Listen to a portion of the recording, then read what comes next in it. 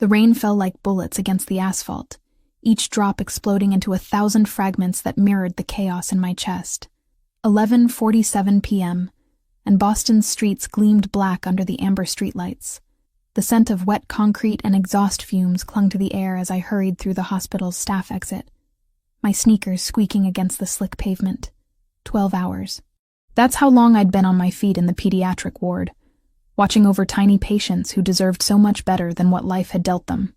My scrubs clung to my tired body, the pale blue fabric darkened with sweat, and the occasional splash of juice from a toddler who'd finally smiled after 3 days of fever. These moments made everything worth it. Almost everything. My keys jingled in my trembling fingers as I approached my beaten Honda Civic, parked under the flickering fluorescent light of the staff parking garage. The metal was cold and wet beneath my palm when I reached for the handle, but then I heard it. Footsteps. Slow, deliberate, echoing off the concrete walls. My blood turned to ice water. Isabella, his voice cut through the rain like a blade, low and gravelly from too much whiskey and too many cigarettes. I didn't need to turn around to know who stood behind me.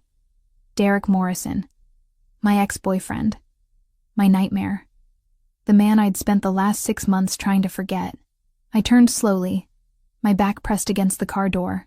He emerged from the shadows between 2 parked vehicles, his police uniform wrinkled and stained, badge catching the overhead light. At 29, Derek had the kind of rugged features that used to make my heart race. Now they just made my skin crawl.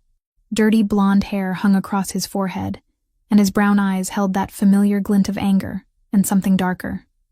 Something hungry. "You've been avoiding my calls."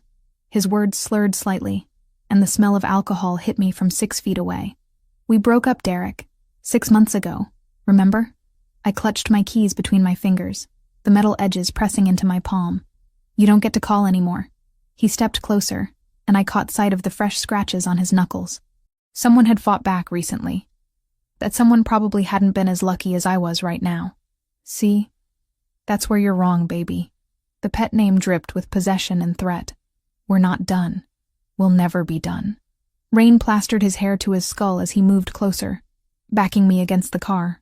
I could see the moisture gathering on his uniform, hear the squish of his boots on the wet concrete. My heart hammered against my ribs so hard I was certain he could hear it. "I know you've been working extra shifts," he continued, his voice dropping to an intimate whisper that made my skin crawl. "Trying to pay for that old woman's medical bills. Your mama, right? Sweet Sophia in the memory care unit." My mother's name on his lips felt like a violation. "Stay away from her." "Or what?" He laughed, a sound devoid of any warmth. "You'll call the cops?" "I am the cops, sweetheart." The overhead light flickered again, casting his face in alternating moments of harsh illumination and shadow. In the brief darkness, he moved closer. Close enough that I could smell the whiskey on his breath, see the red veins threading through his eyes.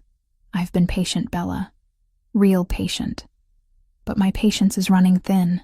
I pressed harder against the car, the door handle digging into my spine. "Derek, you're drunk. Go home. Sleep it off." "Home?" He barked out a laugh that echoed off the concrete walls. "You think I have a home? You think any of us have homes anymore?" Something in his voice changed, became desperate, frantic. This wasn't just about us anymore. Something else was driving him, something that made him even more dangerous than before. "I owe people money, Bella. Bad people. The kind who don't care about badges or uniforms or anything except getting what they're owed." His hand reached out, fingers grazing my cheek. "But you could fix all that." I jerked away from his touch, adrenaline flooding my system. "I don't have any money. You know that. You don't need money." His smile was all teeth and predatory hunger. "You just need to come with me. Tonight." That's when I ran. I pushed past him with all the strength I had, my shoulder slamming into his chest. He stumbled backward, caught off guard by the sudden movement, giving me precious seconds to bolt toward the garage exit. My feet pounded against the wet pavement as I heard him cursing behind me, his heavier footsteps echoing as he gave chase. The rain hit me like a wall of ice as I burst from the parking garage onto the street. My scrubs provided no protection against the October chill, and within seconds I was soaked through, but I didn't stop running. Couldn't stop. Because I knew Derek, and I knew that if he caught me tonight, I might not see tomorrow. The old part of Boston stretched ahead of me, all narrow streets and shadowy alleyways. Historic buildings loomed on either side, their brick facades gleaming wetly in the streetlight. My lungs burned as I sprinted down Washington Street, past closed shops and empty sidewalks. The sound of Derek's pursuit had faded, but I didn't trust it. Didn't trust anything anymore. I ducked into an alley between two buildings, pressing my back against the cold brick wall, trying to catch my breath. Rain streamed down my face, mixing with tears I didn't remember shedding. My red hair hung in wet tangles around my shoulders, and I could taste copper in my mouth where I'd bitten my tongue. That's when I heard the voices. Male. Rough. Getting closer. She went this way. Check the alley. Boss ain't gonna be happy if we don't find her. My blood turned to slush. These weren't Derek's voices. These were new threats.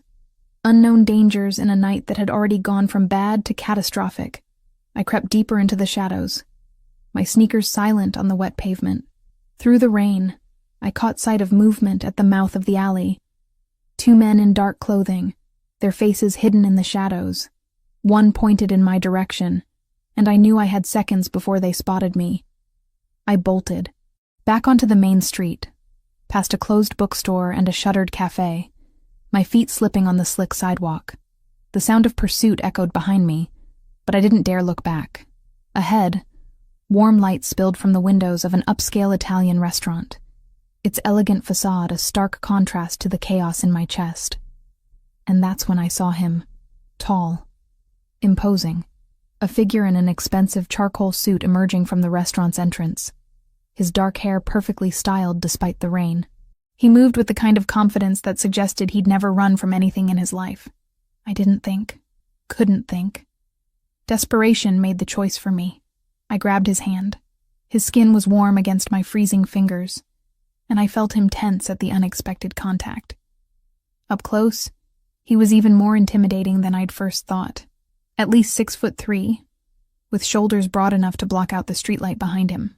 His eyes were the color of winter storms, pale blue-gray and sharp enough to cut glass. "Please," I whispered, my voice barely audible over the rain. "Help me." For a heartbeat, he said nothing. Just studied my face with those penetrating eyes, taking in my soaked scrubs, my terrified expression, the way I clung to his hand like a lifeline. Then Derek's voice cut through the night. "Bella, get back here." The stranger's gaze flicked past me to where Derek stood at the end of the block, rain-soaked and furious. Then his attention returned to me, and something shifted in his expression. Something dangerous and protective all at once. "Who hurt you?" His voice was low, controlled, with the faintest trace of an accent I couldn't place. Before I could answer, two men in dark suits materialized from the shadows behind him. They moved like ghosts, silent and deadly, flanking us without a sound. Derek took one look at them and stopped dead in his tracks. The stranger squeezed my hand once, gently, and I felt something pass between us. A promise, maybe, or a warning. "You're safe now," he said simply, and for the first time in months I almost believed it. The silence stretched between us like pulled wire as Derek retreated into the rain-soaked darkness. My hand remained locked in the stranger's grip, his warmth anchoring me to reality while my world tilted sideways. Water dripped from my hair onto the expensive fabric of his suit, but he didn't seem to notice or care. "Vincent," he said quietly, and one of the men in dark suits stepped forward. "Follow him." Quietly. "I want to know where he goes, who he calls, what he's planning." Vincent nodded once and melted back into the shadows, moving with a predator's grace. The remaining guard positioned himself near the restaurant's entrance, a silent sentinel against whatever other threats might emerge from Boston's underbelly. Only then did the stranger turn his full attention back to me. His eyes swept over my soaked scrubs, lingering on the fading bruise along my jawline that makeup hadn't quite concealed. Something dangerous flickered in those storm-gray depths. "You're shivering." It wasn't a question, but an observation delivered in that same controlled voice. I was. My entire body trembled, whether from cold or adrenaline or the sheer magnitude of what had just happened. I couldn't tell. The October rain had turned my scrubs into a second skin, clinging uncomfortably to curves I suddenly felt exposed displaying. "My car," he said, gesturing toward a sleek black sedan parked half a block away. Not an invitation. A statement. Every rational thought screamed at me to refuse, to thank him and walk away, to pretend this night had never happened. But Derek's words echoed in my mind. I owe people money, Bella. Bad people. And now this stranger had seen me, helped me, involved himself in whatever mess Derek had created. "I don't even know your name," I whispered. Something that might have been amusement touched his lips. "Lorenzo Benedetti." The name hit me like ice water. Even someone as removed from Boston's criminal underbelly as I was knew that surname. Benedetti. Old money. Old power. Old violence wrapped in expensive suits and legitimate businesses. I'd grabbed the hand of a man whose family name appeared in newspaper headlines and FBI investigations. "You recognize it?" Again, not a question. I nodded mutely, suddenly aware of how small I felt standing next to him. At 5'5", I had to crane my neck to meet his gaze. He towered over me, all controlled strength and dangerous elegance. "Good. That means you understand the protection I can offer." His thumb traced across my knuckles. A gesture so gentle it seemed at odds with everything I'd heard about men like him, and the price of refusing it. The threat was velvet-wrapped but unmistakable. I could accept his help and enter his world, or decline and face Derek alone, with whatever bad people Derek owed money to closing in. "What do you want from me?" My voice cracked on the last word. Lorenzo studied my face for a long moment, rain gathering in his dark hair and running down the sharp planes of his cheekbones. "Right now? To get you somewhere warm and dry before you catch pneumonia." He guided me toward the sedan with a hand at the small of my back, his touch burning through the wet fabric of my scrubs. The car was a work of art, all gleaming paint and chrome that probably cost more than I made in 2 years. The interior smelled of leather, and something expensive and masculine that made my pulse quicken. "Giuseppe's Ristorante," Lorenzo told the driver, as I settled into butter-soft leather seats. The penthouse. The penthouse. Of course, a man like Lorenzo Benedetti would own the building above his restaurant. Probably owned half the block, knowing his reputation. As the car pulled smoothly into traffic, I caught sight of my reflection in the tinted window. Wet hair plastered to my skull, green eyes wide with shock and exhaustion, skin pale as porcelain.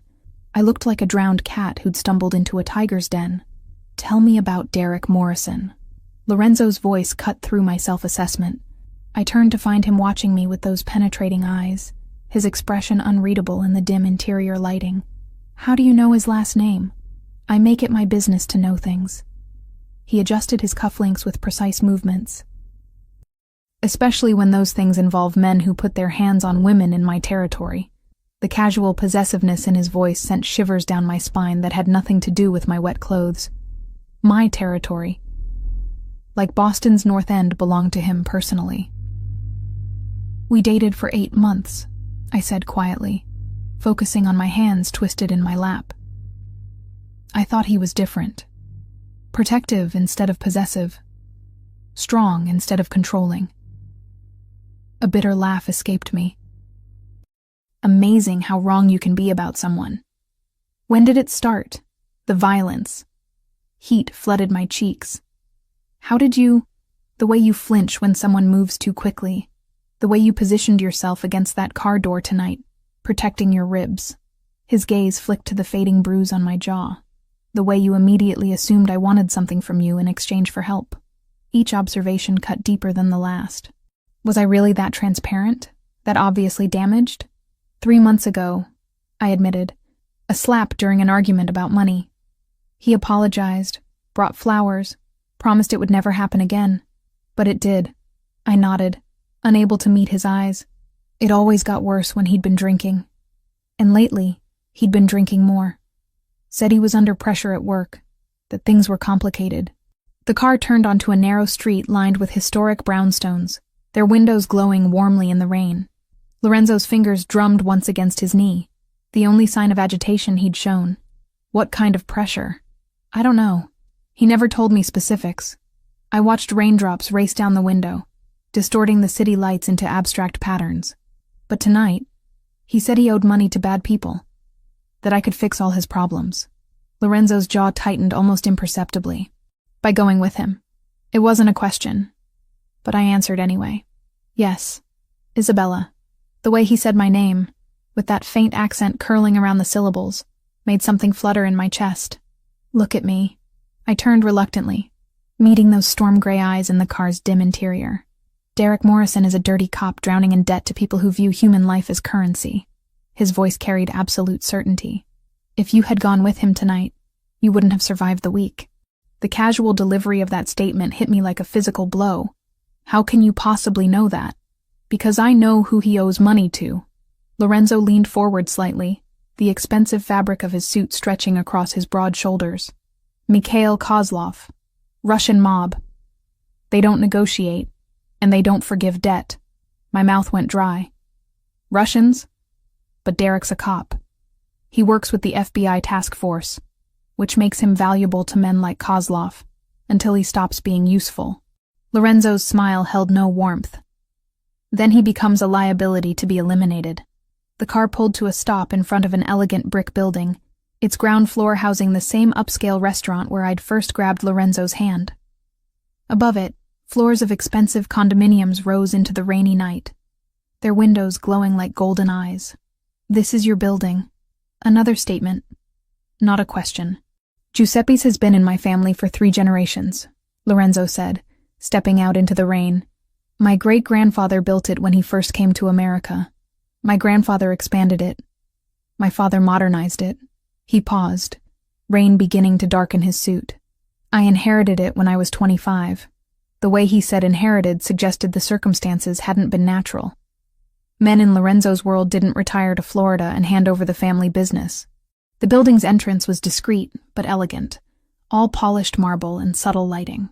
A doorman materialized from nowhere to escort us inside, his respectful nod to Lorenzo speaking volumes about the man beside me. The elevator was a work of art, all brass fixtures and mirrors that reflected my bedraggled appearance from multiple angles. Lorenzo stood beside me in comfortable silence, his presence filling the small space completely. I could smell his cologne now, something woody and expensive that probably cost more than my monthly rent. 60 floors, I observed, watching the numbers climb. Privacy requires altitude. His lips quirked slightly. The higher you climb, the fewer people can reach you. The elevator opened directly into a penthouse that took my breath away. Floor-to-ceiling windows offered a panoramic view of Boston's skyline. The city spread out below us like a jeweled tapestry. Rain streaked the glass, creating patterns that shifted and reformed with each gust of wind. The space itself was a study in understated luxury. Clean lines, neutral colors, furniture that probably cost more than my car. Everything spoke of wealth, but quiet wealth. The kind that didn't need to shout to be heard. You're still shivering, Lorenzo observed. I was. Despite the penthouse's warmth, I couldn't seem to stop trembling. The adrenaline was wearing off, leaving behind exhaustion and the dawning realization of what my life had become in the span of 1 terrifying hour. Lorenzo disappeared down a hallway and returned with a thick terry cloth robe and a towel. There's a guest bathroom through there, he said, pointing toward an archway. Hot shower. Take as long as you need. The kindness in the gesture nearly undid me. When was the last time someone had offered me comfort without expecting something in return? Why are you helping me? The question tumbled out before I could stop it. Lorenzo moved to the window, hands clasped behind his back as he gazed out at the city below. Rain continued to lash the glass. But from up here, the storm seemed distant and manageable. Maybe I don't like seeing women afraid. He glanced back at me, and something in his expression made my pulse quicken. Or maybe I have my own reasons for wanting Derek Morrison to pay for his mistakes. Before I could ask what he meant, my phone buzzed in my pocket. The sound cut through the penthouse's quiet like a gunshot, making both of us tense. Derek's name glowed on the screen. Answer it, Lorenzo said quietly. Let him know you're safe. Safe? I stared at him. I'm in the penthouse of a man whose family protects what belongs to them. Lorenzo's eyes met mine, and something passed between us. A current of understanding. Or maybe recognition. You grabbed my hand tonight, Isabella. That makes you mine to protect. The phone continued buzzing insistently. Outside, thunder rumbled across the city, and I realized my life had just changed forever. The morning light filtering through Lorenzo's penthouse windows felt surreal, like waking up inside someone else's life. I sat at the marble kitchen island, fingers wrapped around a coffee cup that probably cost more than my weekly grocery budget, watching Boston stretch out below in golden autumn sunshine. The storm had passed, leaving the city washed clean and gleaming. 48 hours. That's how long I'd been here, playing the strangest game of house with a man whose very name made people cross the street. 2 days of borrowed silk pajamas, gourmet meals I couldn't pronounce, and the constant, nagging awareness that I was a guest in a gilded cage. You're thinking too loud. Lorenzo's voice came from behind me, rich and slightly amused. I turned to find him leaning against the kitchen doorway, dressed in charcoal slacks and a white shirt with the sleeves rolled up to his forearms. Even in this casual state, he radiated the kind of controlled power that made my pulse skip. His dark hair was slightly mussed, and I caught myself wondering if he'd slept badly too. I should go home, I said for the 3rd time since Friday night. I have a life, responsibilities, patients who need me. Dr. Martinez covered your shifts. He moved into the kitchen with that fluid grace I was beginning to recognize, pulling ingredients from the refrigerator. Your supervisor was very understanding when I explained you were dealing with a family emergency. I stared at him. You called my hospital? Without asking me? I called everyone who needed to know you were safe. Lorenzo cracked eggs into a bowl with practiced precision. Your landlord knows you'll be away indefinitely. The nursing home where your mother lives received an anonymous donation to cover her care for the next 6 months. Each revelation hit me like a physical blow. You had no right. I had every right. His voice remained calm, but something dangerous flickered in those gray eyes. The moment you grabbed my hand, you became my responsibility. I'm not your responsibility. I'm not anyone's responsibility but my own. Lorenzo set down the whisk and turned to face me fully. In the morning light, I could see details I'd missed in the rain-soaked darkness of that first night. The scar that bisected his left eyebrow. A thin white line that suggested violence survived. The slight stiffness in his right shoulder when he moved, as if compensating for an old injury. The way his eyes constantly scanned our surroundings, even here in his own home. Tell me about Derek Morrison's debts, he said, ignoring my protest entirely. I don't know anything about his debts. I told you that. Tell me what you do know. It wasn't a request. I sank back onto the bar stool, suddenly exhausted. Fighting Lorenzo felt like trying to move a mountain with my bare hands. He started acting strange about 4 months ago. Paranoid. Jumpy. He'd get phone calls at odd hours and step outside to take them. Lorenzo resumed cooking, but I could feel his attention focused entirely on my words. What kind of calls? I don't know. He always went to another room. I wrapped my hands tighter around the coffee cup, seeking its warmth. But after he'd hang up, he'd be agitated for hours. Sometimes he'd drink until he passed out. And the violence started around the same time. Heat flooded my cheeks.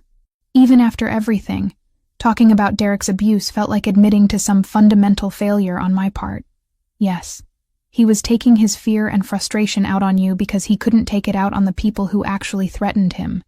Lorenzo's voice carried an edge of controlled anger. Coward's behavior. The eggs sizzled as they hit the heated pan, the domestic sound at odds with our conversation. Lorenzo moved around the kitchen like he belonged there, which surprised me. Men in his position usually had people to handle mundane tasks like cooking. You know how to cook, I observed, needing to shift away from the subject of Derek's fists. My grandmother insisted all her grandsons learn. Said we'd never find good women if we couldn't feed ourselves. A genuine smile ghosted across his lips. She was a formidable woman. 5 feet tall, and absolutely terrifying. The glimpse of warmth in his expression made something flutter in my chest. Was? Died when I was 26. Lived to see me take over the family business. Made sure I understood the responsibility that came with the name. His smile faded. She would have liked you. How can you possibly know that? Lorenzo plated the eggs alongside perfectly toasted bread and fresh fruit arranged like a piece of art. Because you work in a children's hospital. Because you've been taking care of your mother alone for 3 years.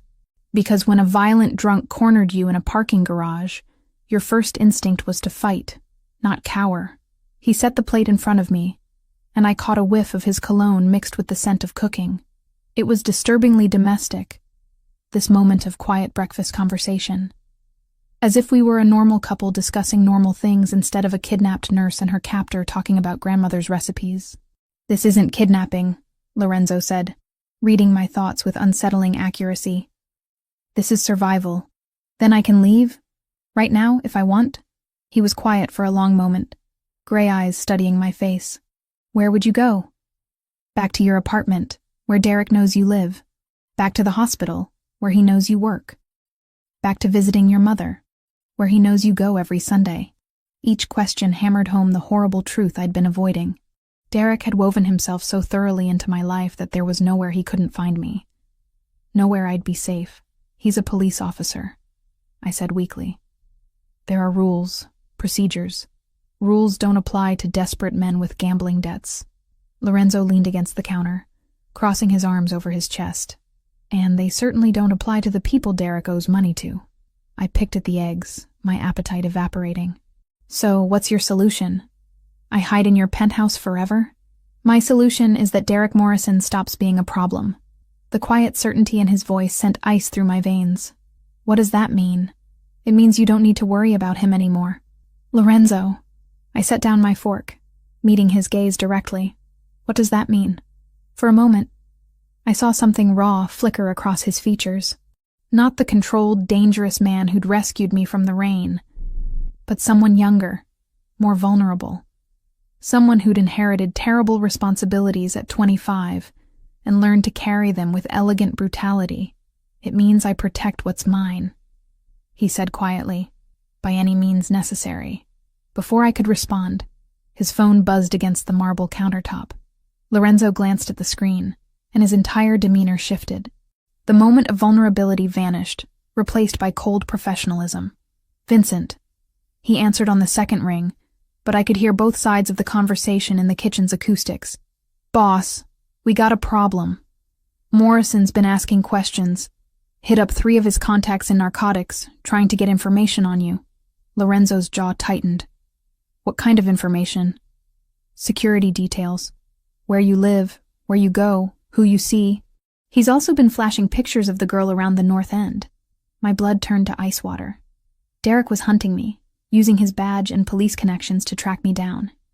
And now he was specifically targeting Lorenzo. "Any bites?" Lorenzo's voice remained steady, but I caught the subtle tension in his shoulders. "Nothing solid, but boss, word is he's not working alone anymore. Someone's backing him. Someone with resources. Kozlov. That's what I'm thinking. Morrison's not smart enough to plan this kind of operation solo." Lorenzo ended the call and set the phone down with deliberate care. When he looked at me, his eyes were completely devoid of warmth. "Pack whatever you need for a few days." His voice was all business now. "We're leaving the city." "Leaving." Panic fluttered in my chest. "Where are we going?" "Somewhere Derek Morrison and his Russian friends can't reach you." Lorenzo was already moving, pulling his phone back out to make another call. "Marco, prepare the house in Gloucester. Full security team. We'll be there by noon." "Wait." I stood up, my breakfast forgotten. "You can't just decide to relocate me without consulting me first." Lorenzo paused in his preparations, and when he turned back to me, I saw something that made my breath catch. Not anger exactly, but something deeper and more primal. Possession. "You asked me to help you," he said quietly. "This is what help looks like in my world, Isabella. You don't get to pick and choose which parts of my protection you accept. I'm not your property." "No." He stepped closer, close enough that I had to tilt my head back to meet his gaze. "You're something far more valuable than that." "What am I then?" For a heartbeat, he didn't answer. Then his hand came up to cup my cheek, thumb tracing the line of my jaw with surprising gentleness. His touch was warm, calloused in a way that suggested he knew violence intimately, but chose to be gentle with me. "You're the first person in 10 years who looked at me and saw someone worth saving, instead of someone to fear." His voice was barely above a whisper. "That makes you irreplaceable." Before I could respond, he stepped back, the moment of vulnerability gone as quickly as it had come. "Pack light," he said, already moving toward his own room. "We have 30 minutes before the car arrives." I stood frozen in the kitchen, my cheek still burning from his touch, trying to process what had just happened. Lorenzo Benedetti, the man whose name struck fear into Boston's criminal underworld, had just revealed something raw and desperate beneath his controlled exterior. And God help me, I wanted to understand what he meant. The sound of drawers opening and closing came from his bedroom. Efficient and methodical. Whatever safe house he was taking me to, it was clearly well prepared and completely secure. Another piece of the vast machinery he'd built around himself, designed to protect and control in equal measure. I touched my cheek where his hand had been, still feeling the echo of his warmth. 48 hours ago, I'd been a simple pediatric nurse with an abusive ex-boyfriend and mounting medical bills. Now I was the protected asset of a man who could make people disappear with a phone call. The terrifying part wasn't that Lorenzo frightened me. The terrifying part was that he didn't. The safe house in Gloucester sat perched on rocky cliffs overlooking the Atlantic, its weathered shingles and wraparound porch giving it the appearance of a quaint New England cottage. But the illusion shattered the moment I noticed the discreet cameras, the reinforced windows, and the way Lorenzo's men positioned themselves at strategic points around the property. 3 days. 3 days of walking along private beaches, reading in sun-drenched window seats, and pretending this was some kind of romantic getaway instead of protective custody. The October air carried the salt tang of approaching winter, and I'd taken to bundling in one of Lorenzo's sweaters while I sat on the porch, watching seabirds wheel against the gray sky. Lorenzo had been the perfect gentleman. Respectful distance, polite conversation. No repeat of that moment in his penthouse kitchen when his hand had cupped my cheek and made my pulse stutter. It should have been reassuring. Instead, it left me restless and confused, hyper-aware of his presence in ways that had nothing to do with fear. "The sunrise here is extraordinary." His voice came from behind me, rich with that faint accent that made my skin prickle with awareness. I didn't turn around, too afraid he'd see something in my expression I wasn't ready to acknowledge. "It's beautiful. Peaceful. Peaceful is good. Peaceful keeps you alive." Lorenzo settled into the porch chair beside me, extending a steaming mug of coffee. Vincent called. "Derek Morrison visited your hospital yesterday." My blood turned to ice. "What did he want?" "To speak with your supervisor. Claimed he was concerned about your welfare. Said you'd been acting erratically before you disappeared." Lorenzo's jaw tightened. "Dr. Martinez didn't buy it. Told him patient confidentiality prevented her from discussing your personal situation." I set down my coffee with trembling fingers. "He's not going to give up, is he?" "No." Lorenzo leaned forward, elbows resting on his knees. "Men like Derek don't surrender easily, especially when they're desperate." The morning sun caught in his dark hair, highlighting threads of silver I hadn't noticed before. At 34, Lorenzo carried himself with the confidence of someone who'd seen too much, survived too much. There were lines around his eyes that spoke of sleepless nights and difficult decisions. "Tell me about your father." The words tumbled out before I could stop them. Lorenzo went very still. "Why do you want to know?" "Because you said you inherited the family business when you were 25. Because yesterday, I watched you order a man's execution over the phone like you were discussing the weather." I turned to face him fully. "Because I need to understand who you really are." For a long moment he said nothing. Then he stood, moving to the porch railing with that fluid grace I'd come to recognize. His hands gripped the worn wood, knuckles white with tension. "My father was Antonio Benedetti, third-generation Italian-American, built our legitimate construction business from nothing." Lorenzo's voice was carefully neutral. "He believed in old-world values, family, loyalty, honor. And the other business, the illegal side, that came later. Protection money from shop owners who couldn't afford police response times, loans for families who couldn't get bank approval, dispute resolution for people the courts ignored." Lorenzo's smile held no warmth. "It started as helping the community. It evolved into controlling it." A gust of salt air whipped across the porch, carrying the cry of seagulls and the distant sound of waves against rocks. Lorenzo's profile was sharp against the morning sky, all angular planes and controlled strength. "How did he die?" I asked softly. "Car bomb. outside his favorite restaurant on a Tuesday night in October. Lorenzo's voice never wavered, but I saw his knuckles whiten further. The Kozlov organization wanted our territory. They thought eliminating the head would scatter the family, but it didn't. No. He turned back to me, and I saw something raw flicker in those gray eyes. It just made the survivors more dangerous. Before I could respond, his phone buzzed against the porch table. Lorenzo glanced at the screen, and his entire demeanor changed, shoulders tensing as he read the message. What is it? Vincent. Derek Morrison isn't working alone anymore. Lorenzo was already moving, pulling out his phone to make a call. They grabbed Sarah Chen from the pediatric ward at St. Mary's 20 minutes ago. My world tilted sideways. Sarah was a sweet, quiet nurse from the Philippines who worked the same shifts I did. We'd had coffee together dozens of times, shared stories about difficult patients and impossible supervisors. They took Sarah? My voice came out as a whisper. They think she's you. Lorenzo's phone was already ringing. Vincent, talk to me. I could hear Vincent's voice through the speaker, tight with tension. 2 men in a van, grabbed her outside the hospital pharmacy.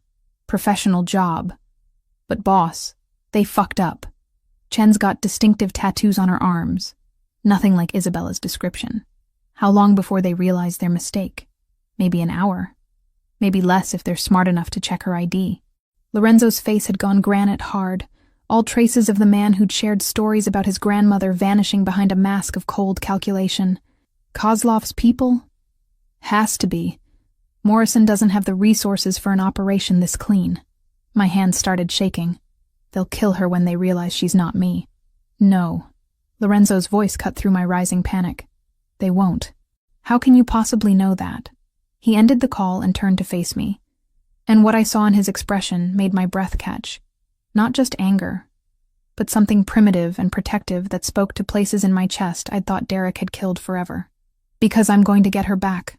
Lorenzo was already moving toward the house, his movements sharp and purposeful. Marco! One of his men appeared instantly, as if he'd been waiting for the summons. Boss? Contact every asset we have in Boston. I want locations on Kozlov's operation, full intelligence on his men, and a tactical assessment of where they're most likely holding the girl. You want me to call in favors from the families? Call in everything. Lorenzo's voice carried absolute authority. And get the car ready. We're heading back to the city. I stood up so quickly my chair scraped against the porch floor. We?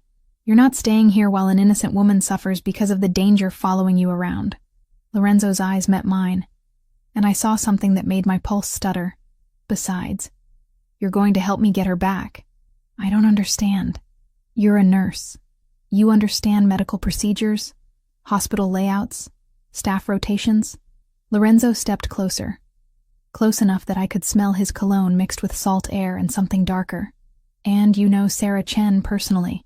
You can identify her positively. Make sure we're rescuing the right person.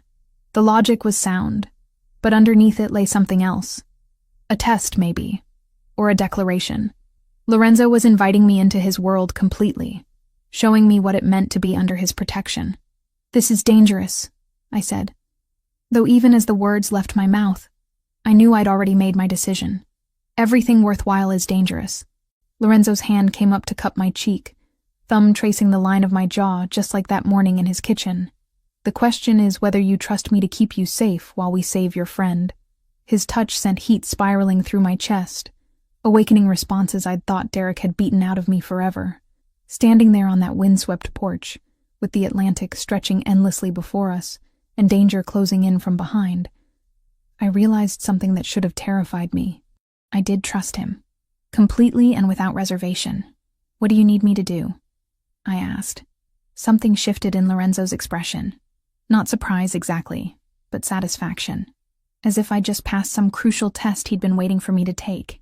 First, you're going to tell me everything you know about St. Mary's security protocols and shift changes. His hand dropped from my face, but the warmth of his touch lingered. Then you're going to help me plan Sarah Chen's rescue.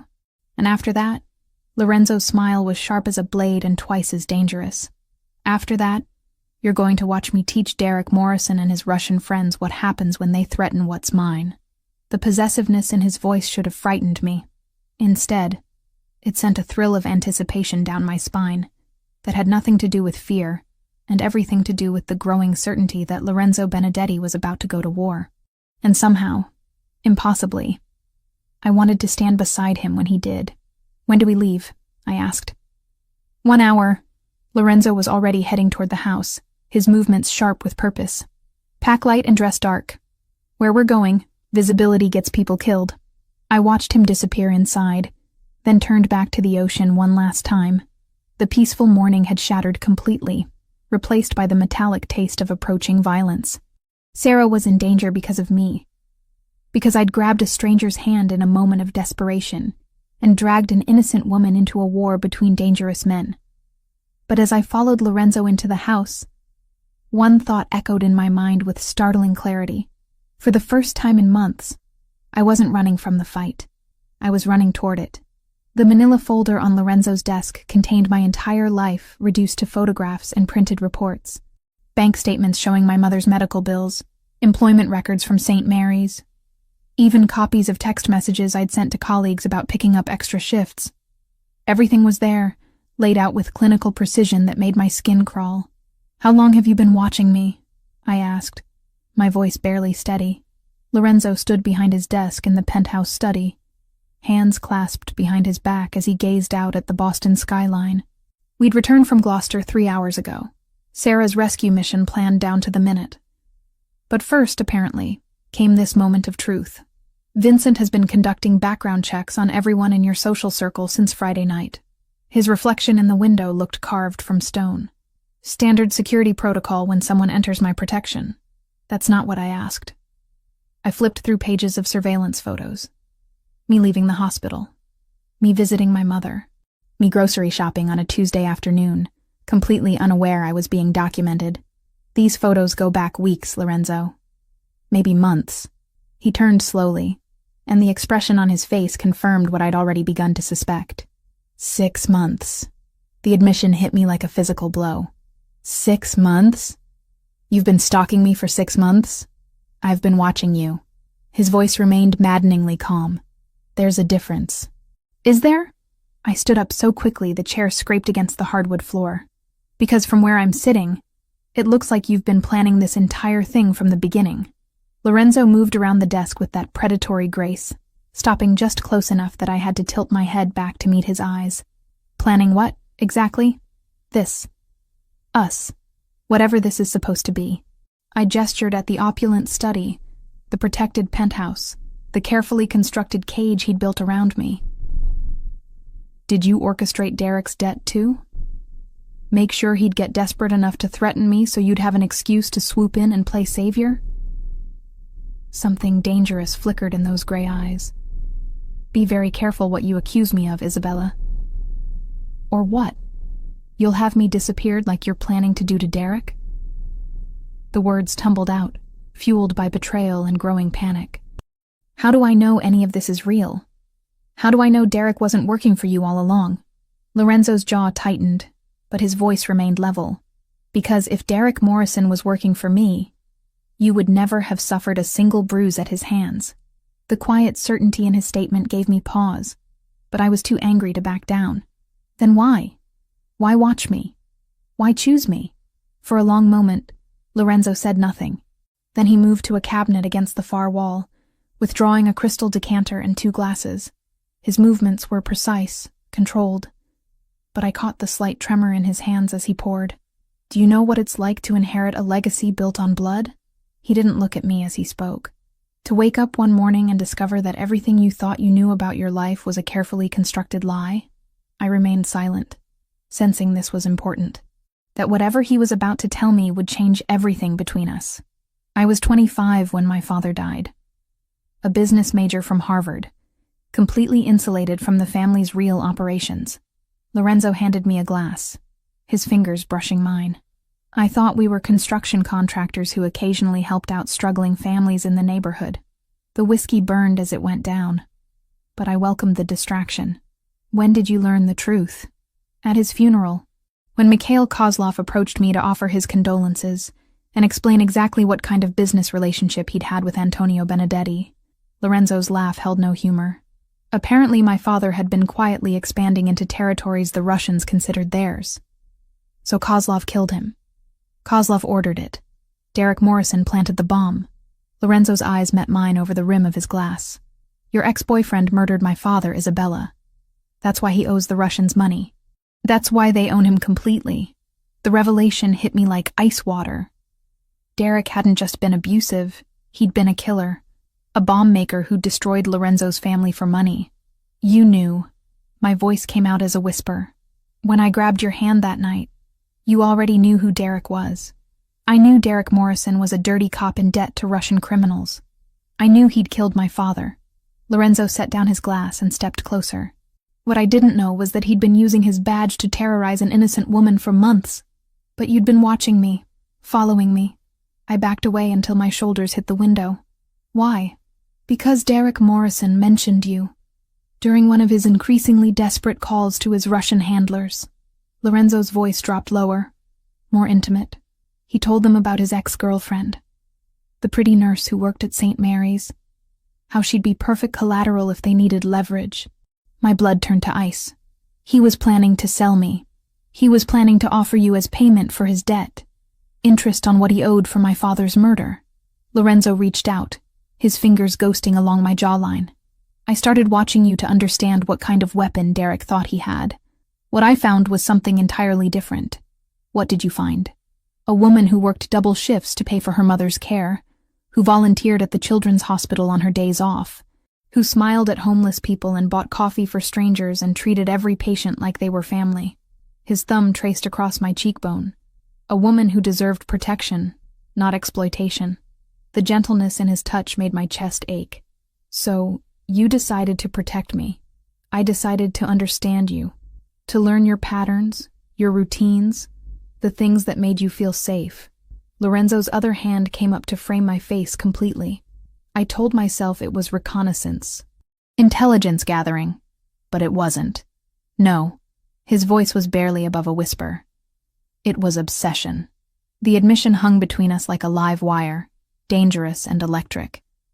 Lorenzo's hands on my face were warm, steady, nothing like Derek's violent possessiveness. This was different. Darker, maybe, but infinitely more careful. You could have approached me differently, I said. Told me about Derek's debt, warned me about the danger, and you would have gone to the police, filed reports, trusted the system to protect you. Lorenzo's smile was sharp as a blade. Derek Morrison is the system, Isabella. He would have buried your complaints and escalated his timeline. So instead you waited for him to corner me in a parking garage. I waited for you to need me. His hands dropped from my face, and immediately I missed their warmth. I waited for circumstances to align so that when I offered you protection, you'd be desperate enough to accept it. The manipulation was breathtaking in its scope and execution. Lorenzo hadn't saved me from Derek's violence. He'd simply positioned himself to be available when that violence finally escalated beyond my ability to handle it alone. I should be furious, I said quietly. You should be. You should demand I take you somewhere safe and leave you alone forever. Lorenzo moved back to his desk, putting distance between us. You should run as far and as fast as you can from what I represent. But I'm not going to. No? He looked up, and I saw something vulnerable flicker in those gray eyes. No. I crossed to where he stood, closing the distance he'd created. Because Sarah is still out there, scared and alone. Because Derek Morrison helped murder your father. And because despite everything you've done, I trust you more than I've ever trusted anyone. Lorenzo went very still. Isabella, you manipulated the situation, yes. You watched me without consent, invaded my privacy, orchestrated circumstances to make yourself indispensable.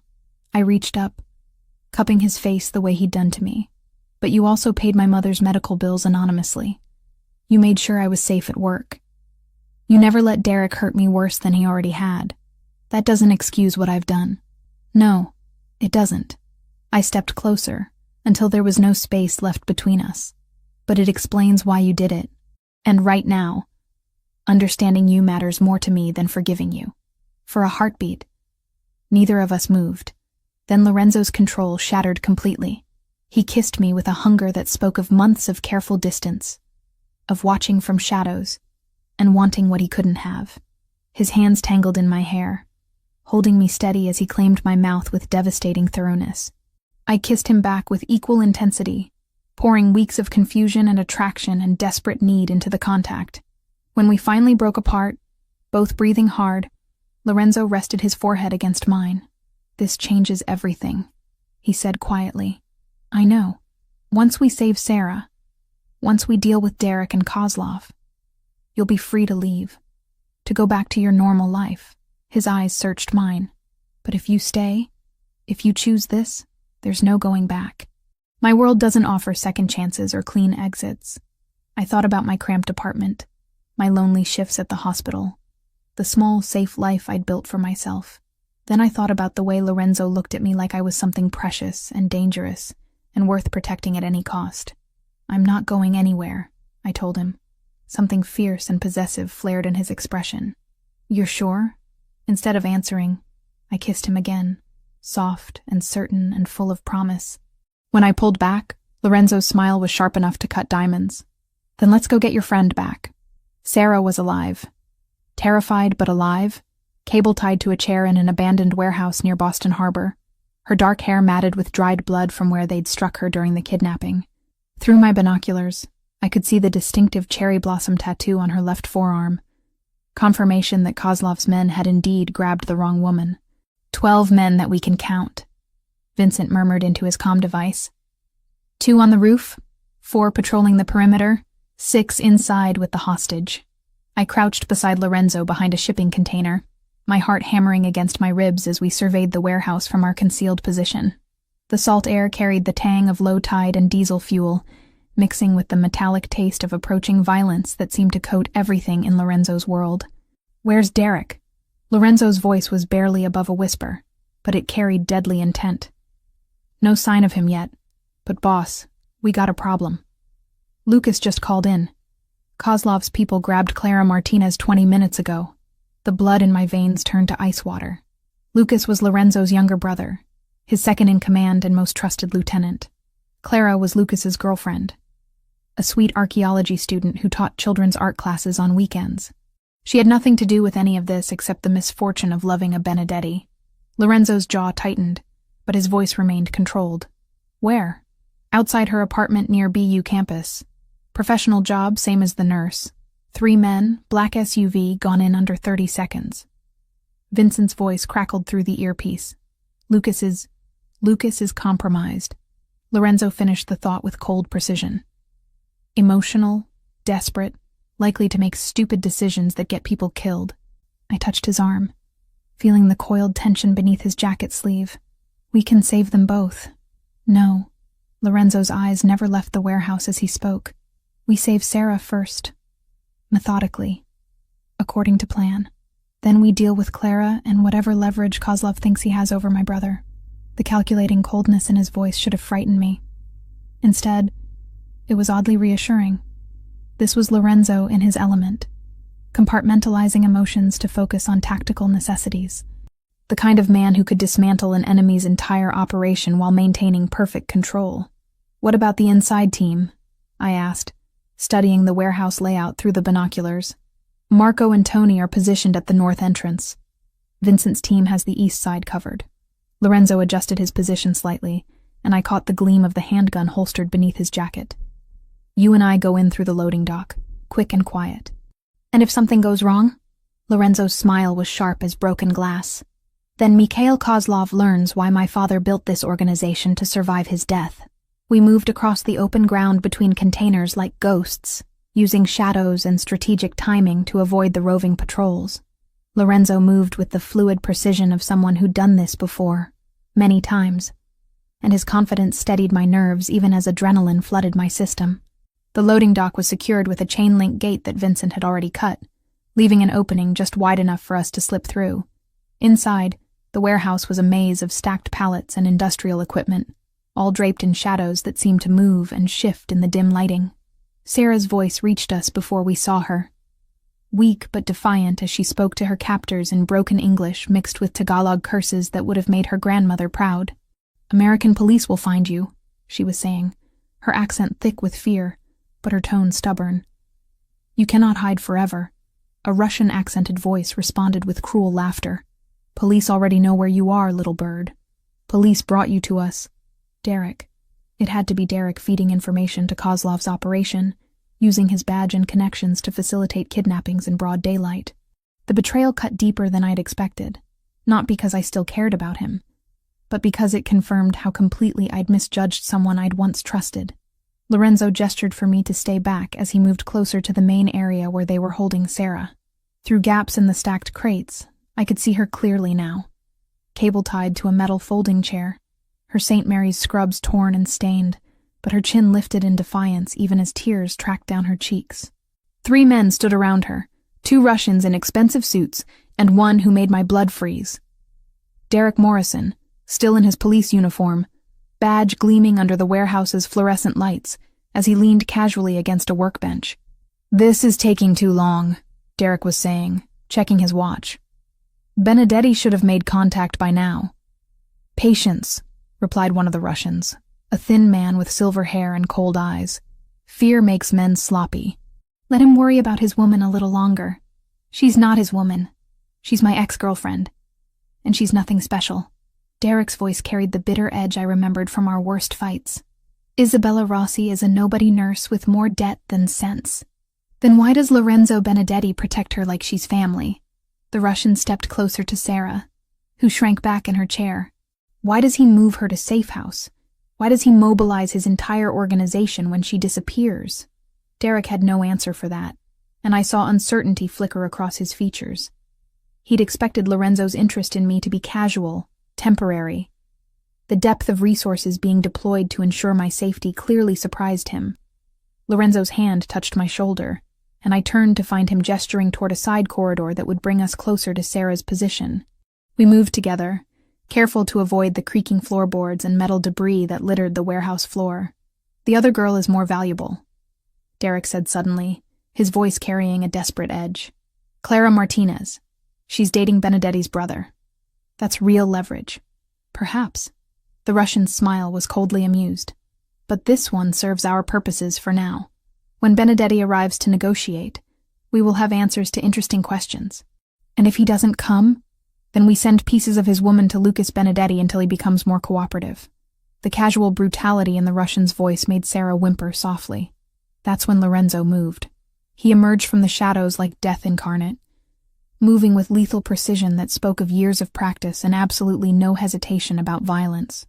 The first Russian never saw him coming, Lorenzo's arm snaking around his throat and applying pressure to the carotid artery until the man dropped unconscious to the concrete floor. The second Russian spun toward the sound, hand reaching for the gun holstered beneath his jacket, but Lorenzo was already there. A vicious strike to the solar plexus doubled the man over, followed by a knee to the face that sent him crashing backward into a stack of wooden pallets. Derek fumbled for his service weapon, but his hands were shaking and his movements clumsy with panic. "Benedetti, I know you're here." "Yes, you do." Lorenzo stepped into the light, completely calm despite having just incapacitated 2 trained killers in under 10 seconds. "The question is whether you're smart enough to surrender. I've got backup coming," Derek said, his gun finally clear of its holster but wavering as he tried to aim at Lorenzo. "This warehouse is surrounded. Your backup consists of Mikhail Kozlov's men, most of whom are currently unconscious or dead." Lorenzo's smile was terrifying in its complete lack of emotion. "My people are significantly better trained than yours." As if to emphasize his point, the warehouse lights suddenly went out, plunging everything into darkness except for the pale glow filtering through high windows. Emergency lighting kicked in seconds later, casting everything in hellish red that made the scene look like something from a nightmare. "Isabella!" Derek's voice cracked as he spun around, searching the shadows. "I know you're here too. This is all your fault. If you'd just come with me Friday night, none of this would have happened." I stepped into the light before Lorenzo could stop me, facing the man who'd terrorized me for months. In the red emergency lighting, Derek looked older, more desperate, hollow-eyed with the kind of desperation that made men dangerous. "You're right," I said quietly. "If I'd gone with you Friday night, I'd be dead by now. Just like you're going to be." Derek's gun swung toward me, but Lorenzo was faster. The shot that rang out echoed through the warehouse like thunder, but it wasn't Derek who fired. Lorenzo's bullet took Derek's center mass, spinning him around and sending his weapon clattering across the concrete. He dropped to his knees, hands pressed against the spreading red stain on his uniform shirt, looking up at me with something that might have been surprise. "You chose him," Derek whispered, blood frothing at the corners of his mouth. "Over me? Over everything we had." "We never had anything," I told him, surprised by how steady my voice sounded. "You had control, and I had fear." "That's not love, Derek. That's just violence wrapped in pretty words." Derek Morrison died still looking confused about the distinction. I should have felt something, watching the man who dominated my nightmares for months bleed out on a warehouse floor. Relief, maybe, or satisfaction, or even grief for what we might have been under different circumstances. Instead, I felt nothing at all except a strange sense of completion, like closing a book I'd never wanted to read in the first place. Lorenzo was already moving toward Sarah, producing a tactical knife to cut through her restraints. She collapsed forward the moment she was free, sobbing with relief and terror as I rushed to check her for serious injuries. "Sarah, it's okay. It's Isabella. You're safe now." I ran my hands over her arms and head, checking for fractures or signs of concussion. "Can you tell me where it hurts?" "Everywhere," she whispered, clinging to my hands like a lifeline. "They said they were going to kill me. Said they were going to cut off pieces and send them to someone named Benedetti. That's not going to happen." Lorenzo appeared beside us, his voice gentle in a way that seemed at odds with the violence he'd just unleashed. "You're under my protection now, Miss Chen. No one will hurt you again." Sarah looked between us, intelligence flickering in her dark eyes despite the trauma. "You're him, the man Isabella grabbed." "I am, and you came to save me." We both did. Lorenzo's gaze met mine over Sarah's head, and something passed between us that had nothing to do with words, and everything to do with the choice I'd made to stand beside him in his world of shadows and violence. "What about Clara?" I asked as we helped Sarah to her feet. Lorenzo's expression hardened again, the gentle protector disappearing behind the mask of the Don. "Now we get my brother's girlfriend back." And then Mikhail Kozlov learns what it cost to threaten a Benedetti. As we made our way toward the warehouse exit, Sarah leaning heavily on my arm, and Lorenzo's men materializing from the shadows to escort us to safety, I realized something that should have terrified me. I wasn't leaving Lorenzo's world anymore. I was becoming part of it. The phone call came at 3 a.m, shattering the fragile peace Lorenzo and I had built during the 24 hours since Sarah's rescue. I jerked awake in his arms, my heart hammering as the ringtone cut through the penthouse's silence like a blade. Lorenzo was instantly alert, reaching for his phone with the reflexes of a man who'd learned to expect danger during vulnerable moments. The caller ID made his jaw tighten with lethal intent. "Lucas." He answered without preamble, his voice sharp with controlled tension. I could hear his brother's voice through the speaker, rough with desperation and barely controlled panic. "They want to make a trade, Enzo. Clara for Isabella. Tomorrow night at midnight. Pier 47. My blood turned to ice water. Despite everything we'd done, despite Derek's death and the rescue mission's success, Mikhail Kozlov still had leverage. Still had the power to force Lorenzo's hand by threatening innocent people. "Is Clara alive?" Lorenzo's question was clinical, emotionless, but I felt the tension coiling through his muscles like a living thing. They let me speak to her for 30 seconds. She's scared, but unharmed. For now. Lucas's voice cracked slightly. "Enzo, they're going to kill her if we don't comply." Kozlov made that very clear. Lorenzo sat up, running a hand through his dark hair as his mind processed tactical possibilities. "How many men does he have with him?" I counted 12 during the exchange. But there could be more positioned around the pier. Lucas paused, and when he spoke again, his voice carried a note of desperate pleading I'd never heard from Lorenzo's controlled younger brother. "They want Isabella, Enzo. Specifically her. Kozlov said he's been planning something special for the woman who caused him so much trouble." I slipped out of bed, pulling on one of Lorenzo's shirts as I moved to the window overlooking Boston Harbor. Somewhere out there, Clara Martinez was being held by men who viewed human life as currency, who would torture and kill her without hesitation if their demands weren't met. It's a trap, I said quietly, not turning from the window. Kozlov knows you'd never hand me over willingly. He's counting on us trying to rescue Clara, walking into whatever kill box he's prepared. Lorenzo's reflection appeared in the glass behind me, his expression carved from stone. You're right, which is why we're not going to play by his rules. What do you mean? Lucas, are you listening? Lorenzo spoke into the phone while his eyes held mine in the window's reflection. I'm here. Tell me about the pier. Security cameras, escape routes, structural weaknesses, everything you observed during the meeting. For the next 20 minutes, Lucas provided detailed intelligence about Pier 47, its layout, and the positions he'd seen Kozlov's men occupy. I listened with growing dread as the scope of the trap became clear. The pier was isolated, surrounded by water on 3 sides, with limited access points and no cover for approaching rescuers. It's a killing ground. Vincent's voice came through as Lorenzo conference called his lieutenant. Classic ambush setup. They're not planning to let anyone walk away from this exchange. Then we don't go to the exchange, I said, turning from the window to face Lorenzo directly. We find where they're holding Clara and extract her before the meeting. Lorenzo's smile was sharp as broken glass. My thoughts exactly. What followed was the most intense planning session of my life. Lorenzo transformed from protective lover into tactical commander, deploying resources with surgical precision while coordinating with contacts throughout Boston's criminal underworld. I watched in fascination as he became the man who'd built an empire from his father's blood, commanding absolute loyalty through a combination of respect and carefully applied fear. Kozlov's using the old fish processing plant on Turner Street, Vincent reported after 2 hours of reconnaissance. Heavy security, but our inside man confirmed Clara's being held in the main office on the 2nd floor. Inside man? I asked. Lorenzo's expression was grim. One of Kozlov's lieutenants has gambling debts to our casino.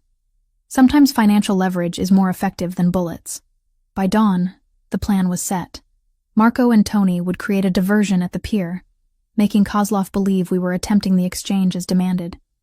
Meanwhile, Lorenzo's main force would hit the processing plant, extracting Clara while Kozlov was distracted.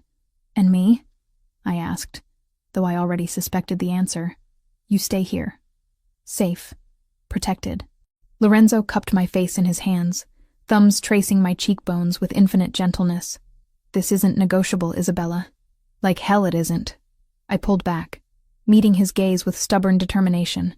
Clara is in danger because of me. Because Kozlov wants to hurt you through me.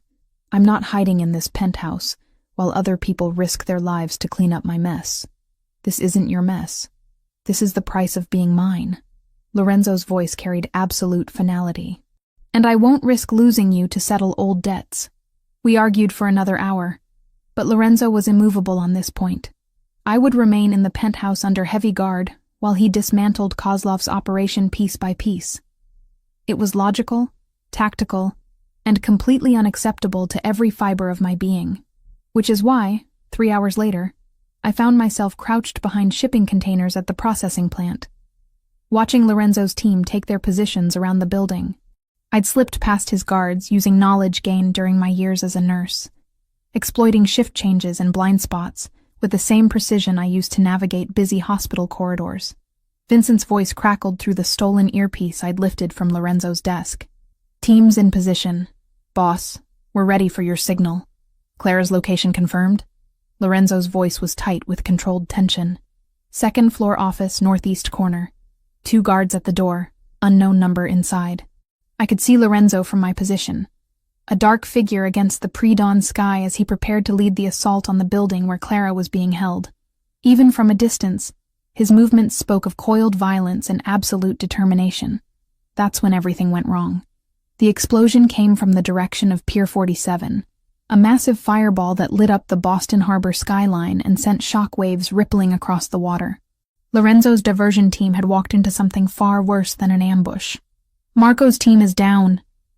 Vincent's voice carried panic for the first time since I'd known him.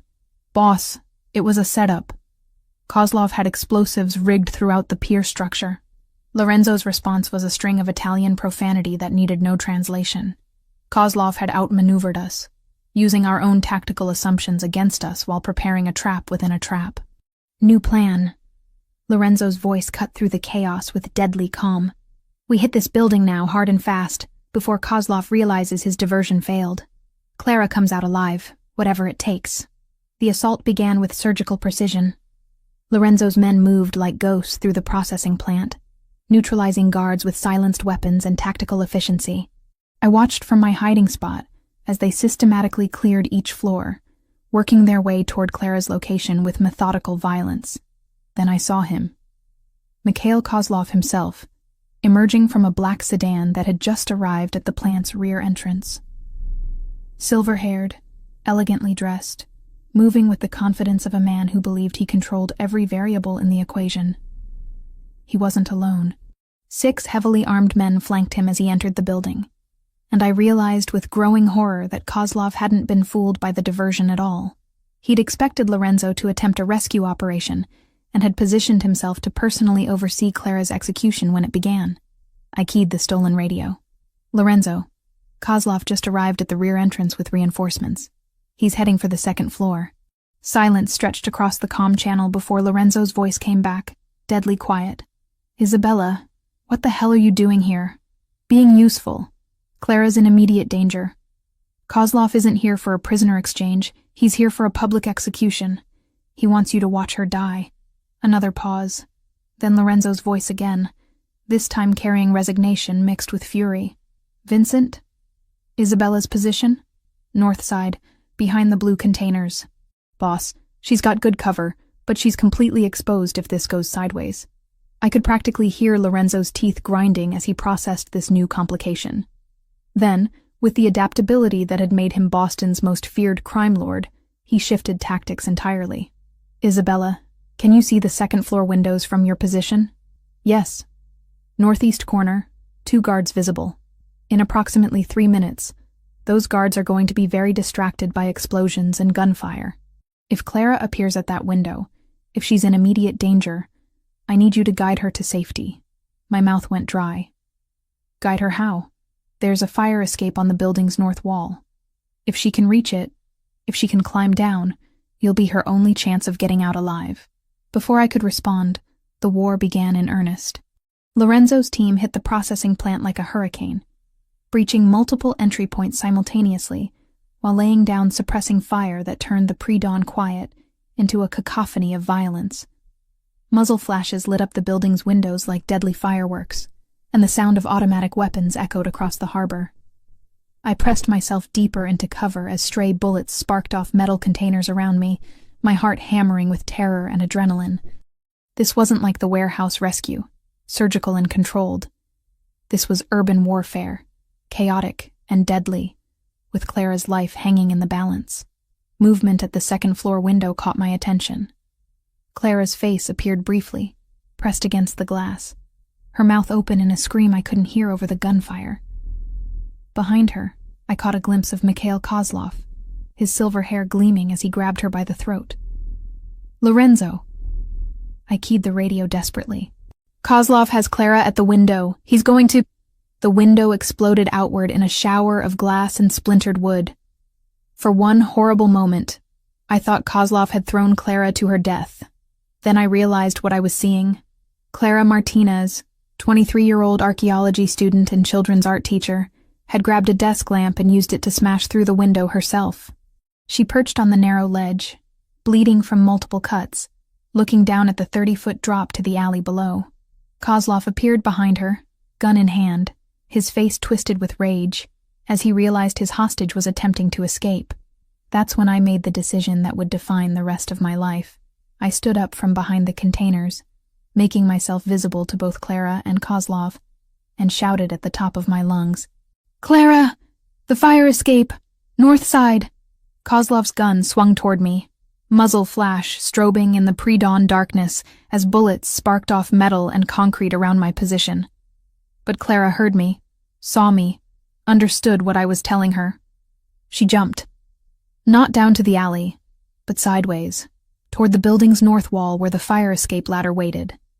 Her fingers caught the metal rungs, and she hung there for a terrifying moment before beginning her descent.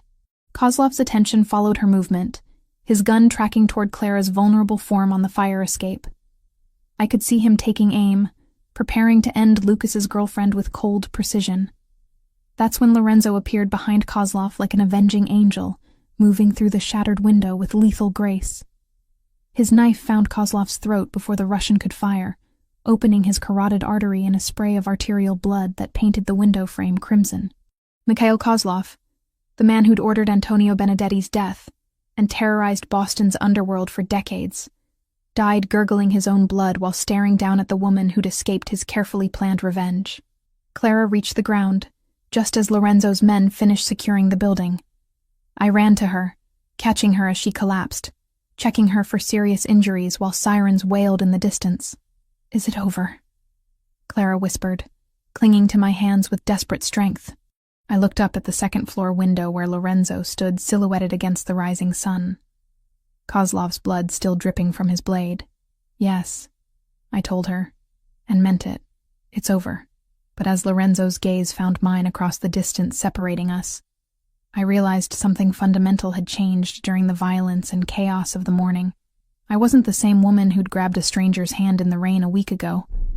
I was someone else entirely. Someone harder, more dangerous, and completely committed to the man who'd just killed to protect the people I cared about. Someone who belonged in Lorenzo Benedetti's world of shadows and blood. 6 months later, the morning sun streamed through the floor-to-ceiling windows of our private office on the 15th floor of Benedetti Construction's headquarters, casting golden patterns across architectural plans and medical supply invoices that covered Lorenzo's mahogany desk. Outside, Boston stretched in all directions, a city that no longer felt foreign or dangerous, but like something I helped protect. I initialed the final purchase order for the new pediatric wing at St. Mary's, officially completing the largest charitable donation in the hospital's history. The Isabella Benedetti Foundation had funded everything from new surgical equipment to a state-of-the-art children's cancer research facility, all while maintaining complete anonymity about its benefactor's true identity. "The board meeting went well?" Lorenzo asked, looking up from construction contracts as I set aside the medical files. "Dr. Martinez sends her regards. And her gratitude." I moved around the desk to where he sat, unconsciously settling onto his lap in a gesture that had become natural over the months. "The new wing will serve 3 times as many children as the old facility." Lorenzo's arms encircled my waist, pulling me closer against his chest. At 34, he carried himself with the same controlled danger that had first captured my attention. But now I saw the gentleness beneath the careful mask. The way his touch always lingered on my wedding ring, the platinum band he'd slipped onto my finger in a private ceremony 3 months ago. "Any regrets?" he asked, the question he'd posed countless times since I'd chosen to leave my nursing career and join his world completely. "About the hospital work?" "Sometimes." I traced the thin scar that bisected his left eyebrow, a memento from the night Kozlov died. "About you?" "Never." The Isabella Benedetti, who'd grabbed a stranger's hand in the rain, would barely recognize the woman I'd become. Gone were the financial struggles, the sleepless nights worrying about my mother's care, the constant fear that had defined my existence with Derek. In their place was a different kind of tension, sharper and more purposeful, the knowledge that I now stood at the center of an empire built on calculated violence and absolute loyalty. "Vincent's report came in this morning," Lorenzo said, his fingers combing through my hair with practiced affection. "The Torino family has accepted our terms for the harbor contracts." I nodded, understanding the implications. 6 months of careful negotiation had secured Benedetti Construction's dominance over Boston's waterfront development, generating millions in legitimate revenue while providing cover for less legal enterprises. It was the kind of strategic victory that would have been impossible without the intelligence network we'd built together. "And the other matter?" I asked. Lorenzo's expression darkened slightly. Commissioner Walsh confirmed it. "Derek Morrison's death has been officially ruled a gang killing. Case closed. The investigation into Kozlov's organization died with him." Relief flooded through me, though I maintained the composed exterior I'd learned was essential in Lorenzo's world. Derek's death had been necessary, justified, and completely illegal. Having it disappear into bureaucratic limbo removed the last shadow hanging over our new life. My phone buzzed with a text from Clara. now Lucas's fiancée and my closest friend in this rarefied world of organized crime wives and girlfriends. The message showed a photo from their engagement party planning. Her radiant smile a stark contrast to the terrified woman I'd helped rescue from that fire escape. "Clara wants to know if we're free for dinner Sunday," I told Lorenzo. "Lucas is cooking. Lucas can barely make coffee without supervision. Clara's been teaching him. Apparently he's developed a passion for Italian cuisine." I laughed, imagining Lorenzo's younger brother struggling with pasta and sauce while his archaeology student girlfriend provided patient instruction. She says it's adorable watching him try to impress her grandmother. Lorenzo's smile was genuine, the expression transforming his features from dangerous to devastatingly handsome. "Tell them yes. It will be good for Lucas to show off his domestic skills." The intercom on his desk buzzed softly. "Mr. Benedetti, your 2 o'clock appointment is here. Send them in." The office door opened to admit Vincent and Marco, both men nodding respectfully as they entered. 6 months had transformed my relationship with Lorenzo's inner circle from wary acceptance to genuine trust, built through shared danger and demonstrated loyalty. "The Amalfi property is ready for your inspection," Vincent reported, setting a folder on the desk. "Full security installation, private airstrip, complete communications array. Your honeymoon location, as requested." I glanced at Lorenzo in surprise. We'd discussed taking a delayed honeymoon once the territorial disputes were settled, but he'd been characteristically secretive about the details. "Italy?" I asked. "The Amalfi Coast, my great-grandmother's village." Lorenzo's fingers intertwined with mine, and I caught the gleam of his own wedding band, white gold that matched my own. "I thought it was time you met the rest of the family." The rest of the family. The phrase carried weight in Lorenzo's world, implications that went far beyond simple relatives. Meeting the Italian Benedettis meant formal recognition, acceptance into a dynasty that stretched back generations. "How long?" I asked. 2 weeks, maybe 3, depending on how negotiations go with the old families. Lorenzo's smile turned predatory. "It seems our success in Boston has attracted attention from Palermo." Vincent cleared his throat diplomatically. "There's also the matter of the Chicago representatives. They've requested a meeting about territorial boundaries in the Midwest." I listened as Lorenzo and his men discussed expansion possibilities, territorial agreements, and revenue projections with the same casual precision I'd once used to discuss patient care rotations. The language was different, the stakes infinitely higher, but the underlying structure felt familiar. Problems to solve, people to protect, systems to optimize. "What about St. Mary's?" I asked when they finished. "I have 3 foundation meetings scheduled next week. Sarah can handle the day-to-day operations," Lorenzo replied. "She's proven remarkably capable at managing charitable distributions." Sarah Chen had surprised everyone by requesting a position with the foundation, rather than returning to nursing after her rescue. The trauma of her kidnapping had left her unable to handle the stress of hospital work, but she'd discovered a talent for organizing relief efforts and coordinating medical supply donations. "And my mother? The care facility in Amalfi has been thoroughly vetted. Your mother will receive the same level of care she gets here, with the added benefit of Mediterranean climate and specialized dementia treatment." Lorenzo cupped my face gently. "She'll be safe, Isabella. They all will." After Vincent and Marco left with their instructions, I remained in Lorenzo's lap, processing the magnitude of what he'd planned.